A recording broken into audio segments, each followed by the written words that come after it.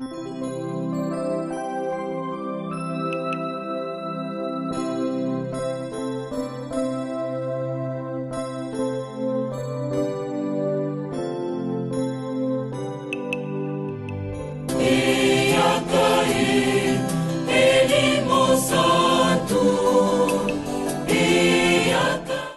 nom du Père et du Fils et du Saint-Esprit. Amen.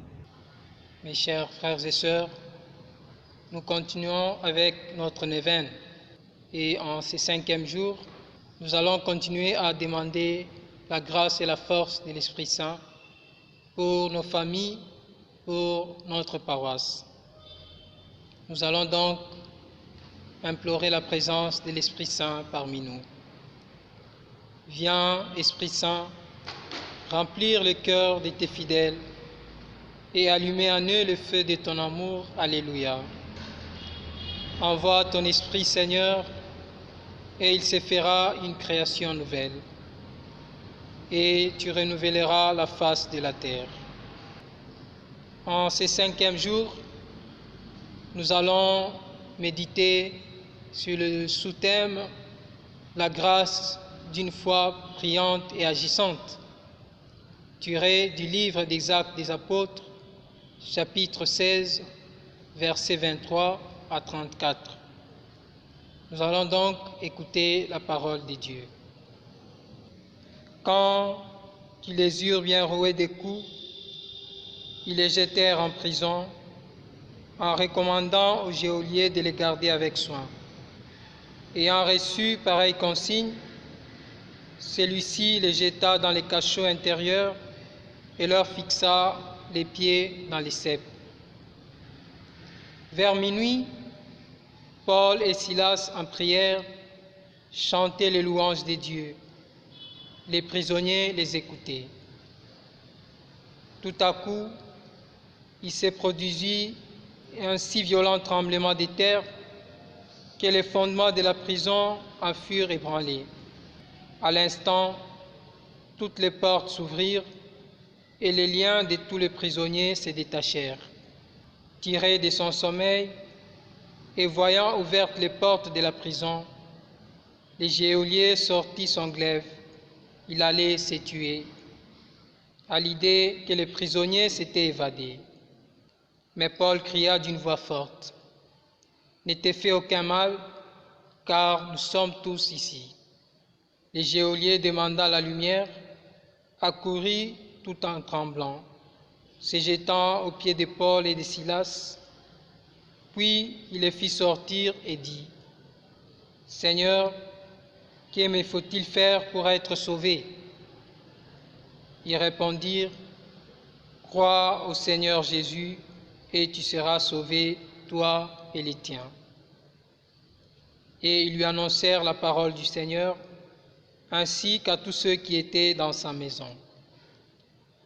Le geôlier les prit avec lui à l'heure même, en pleine nuit, lava leurs plaies et sur le champ reçut le baptême, lui et tous les siens. Il les fit alors monter dans sa maison, dressa la table et il se réjouit avec tous les siens d'avoir cru en Dieu. Ainsi nous parle le Seigneur. Mes chers frères et sœurs, la parole de Dieu que nous venons d'écouter continue à fortifier notre foi, continue à nous encourager à persévérer. Ainsi, avoir une famille qui croit en Jésus, qui prie et qui agit, est une grâce qu'il nous faut vivement souhaiter ou désirer. La foi, comme nous le savons, la foi est l'une des vertus théologales. C'est une vertu par laquelle nous croyons en Dieu, à tout ce qu'il nous dit et à tout ce qu'il nous révèle. La foi est donc une relation que la personne accepte d'établir avec Dieu. Et cette relation est caractérisée par la confiance et la certitude que Dieu agit dans le quotidien de notre vie. La foi aussi, comme nous le savons, est un engagement personnel avec son Dieu. La foi est un engagement qui implique d'abord la personne seule. Certes, étant un engagement personnel, la foi s'ouvre toujours vers une dimension communautaire.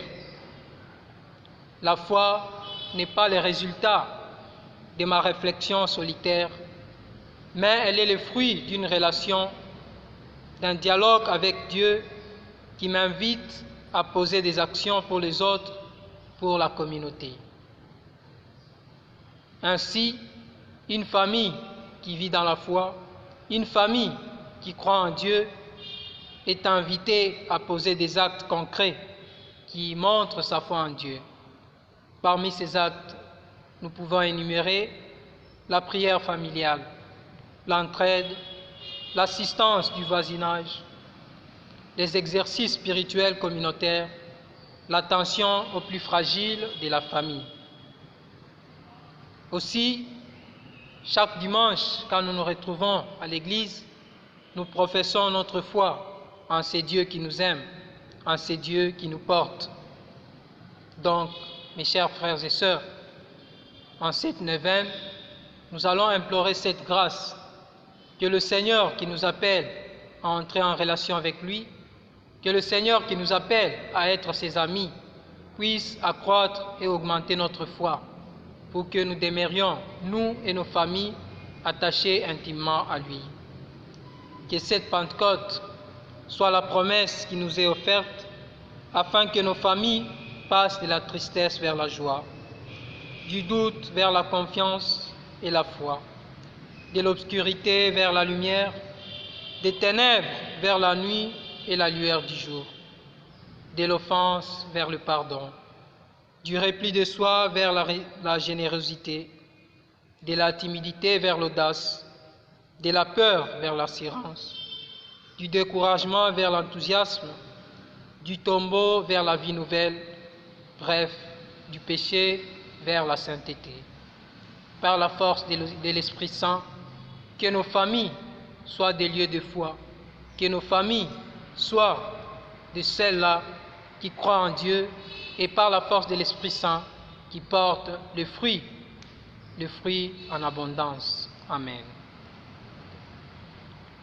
Mes chers frères et sœurs, après avoir écouté la parole de Dieu et cette méditation, nous allons tous ensemble prier pour nos familles. Prions le Seigneur. Seigneur notre Dieu, une foi qui n'agit pas est morte. Nous t'en prions par la grâce de l'Esprit Saint de mettre la communion de foi dans nos familles, afin qu'elle devienne les véritables cénacles où tu manifestes la gloire. Par Jésus-Christ, ton Fils, notre Seigneur. Amen. Nous allons continuer à prier pour notre paroisse qui totalise 55 ans d'existence. Que l'Esprit Saint, qui est notre Saint Patron, continue à nous donner les forces nécessaires, continue à donner la force à nos pasteurs, à tous les agents pastoraux et à toutes nos familles, pour que notre paroisse puisse briller de la lumière de l'Esprit Saint dans notre diocèse et dans le monde entier. Prions. Dieu notre Père, béni sois-tu pour les 55 ans de la paroisse Elimo Santo. Ravive en nous le feu de l'Esprit Saint. Pardonne nos péchés contre l'unité, la paix et la fraternité. Jésus-Christ notre Seigneur, béni sois-tu pour le ministère de nos prêtres et des agents pastoraux. Souffle l'Esprit Saint dans nos cœurs, nos familles et nos CVB. Suscite de nouvelles vocations pour ton Église. Esprit Saint, patron de notre paroisse, béni sois-tu pour le souffle du renouveau spirituel. Ravive en nous tes 7 dons et tes divers charismes. Fais-nous produire le fruit d'unité, de paix et de fraternité. Sainte Marie, notre Mère, apprends-nous à être dociles à l'Esprit Saint sois le secours de nos malades et de nos désespérés. Intercède pour nos frères, nos sœurs et nos enfants défunts. Par Jésus le Christ notre Seigneur. Amen. Nous allons continuer à nous confier à l'Esprit Saint à travers cette litanie. Que l'Esprit Saint soit le guide de nos vies. Prions. Nous vous supplions, Seigneur, de nous assister sans cesse par la vertu de votre Esprit Saint, afin que, purifiant par sa miséricorde les tâches de nos cœurs, il nous préserve encore de tous les maux. Par Jésus le Christ notre Seigneur. Amen. Tous enfants d'un même Père, réunis en famille, nous allons dire avec confiance la prière que le Seigneur lui-même nous a apprise.